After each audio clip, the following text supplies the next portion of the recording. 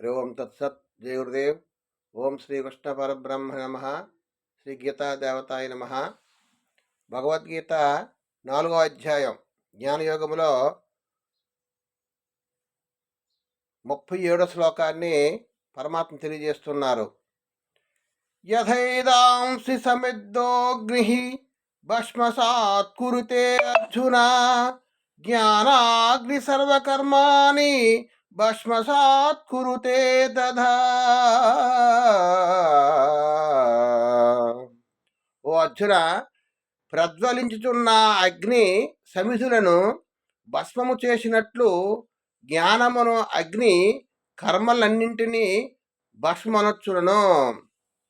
జ్ఞానము ఎవరికైతే ఉంటుందో వారి యొక్క కర్మలు భస్మవుతాయి. భస్మం చేయడం అంటే లేకుండా చేస్తుంది. మనము మరి ప్రతి మానవుడు కూడా అనేక జన్మల నుంచి కర్మలు ఉంటాయి. ప్రారబ్ధ కర్మ, సంచిత కర్మ, ఆగామి కర్మ అని 3 రకాల కర్మలు ఉంటాయి.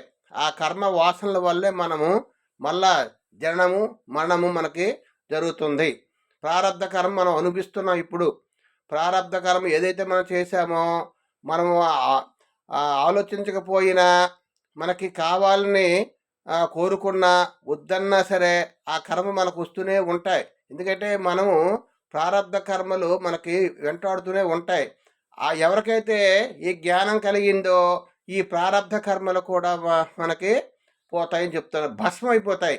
ఎలాగైతే అగ్నిలో భస్మం అయిపోతాయో కట్టెలు, ఆ విధంగా ఈ జ్ఞానము కలిగిన వాడికి ఈ కర్మలు భస్మైపోతాయి. తర్వాత సంచిత కర్మలు. సంచిత కర్మలు అంటే ఎప్పుడు మనం చేసుకున్నవి. సంచితం అంటే నిలవ ఉన్నవి. మనం చేసే ఎన్ని కర్మలు పాపం కానీ పుణ్యం కానీ ఏ కర్మలు చేసామో అవన్నీ కూడా మనకి నిలవ ఉంటాయి. అది సంచిత కర్మలు. అవి కూడా మనకి ఉన్నాయి. తర్వాత ఆగామి కర్మలు, రాబోయే కర్మలు, మనం చేసినవన్నీ కూడాను ఈ సంచిత కర్మలు చేరుతాయి. ఆ విధంగా ప్రారబ్ధ కర్మలు, సంచిత కర్మలు, ఆగామి కర్మలు, ఈ మూడు రకాల కర్మలు, కర్మ వాసనలు ఏవైతే మనలో ఉన్నటువంటి వాసనలు కానీ ఆలోచనలు కానీ ఈ అజ్ఞానము కానీ, జ్ఞానము చేత అజ్ఞానము కప్పబడి ఉంది. కాబట్టి జ్ఞానము మనకు వచ్చిందంటే అజ్ఞానం నశించి కర్మ వాసనలు పోతాయని పరమాత్మ తెలియజేస్తున్నారు. కాబట్టి మనం సాధన చేసి జ్ఞానాన్ని సంపాదించి, ఆత్మజ్ఞానాన్ని సంపాదించి నేనెవరు నేనెవరు నేనెవరు అని ఆలోచించి ఆ విధంగా ఎవరైతే చేస్తారో వాళ్ళ కర్మలు నశిస్తాయని పరమాత్మ తెలియజేస్తున్నారు. హరి ఓం తత్సత్. జయ గురుదేవ్. ఓం నమో నారాయణాయ. ఓం శాంతి శాంతి శాంతి.